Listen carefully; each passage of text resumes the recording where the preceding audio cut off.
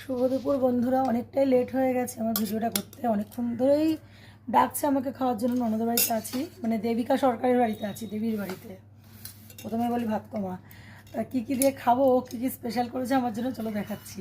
প্রথমে দেখাই এই যে এটা মানে গরম গরম ধোয়া ওঠা ভাত আমলাই করেছে, আমরা নিয়ে নিয়েছি বলে একটু কমে গেছে। যাই হোক, তার সঙ্গে দেখো লাল লাল করে লঙ্কা ভাজা। কে কে ভালো খাও আমাদের মতন কমেন্টস করো। আর এখানে পালং শাকের পকোড়া আছে, আর নিচে আলু মিষ্টি কুমড়োর পকোড়া, আর সিমের পকোড়া। একটু তোল,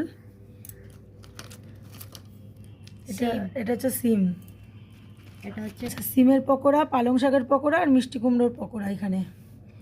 আর আজকে সোস টপার হচ্ছে তার সঙ্গে এই যে দেখো মটন কষা, কাঁচা লঙ্কা দিয়ে করেছে, কিন্তু দারুণ সেন্ট বেরিয়েছে, দেখেও দারুণ টেস্টি মনে হচ্ছে।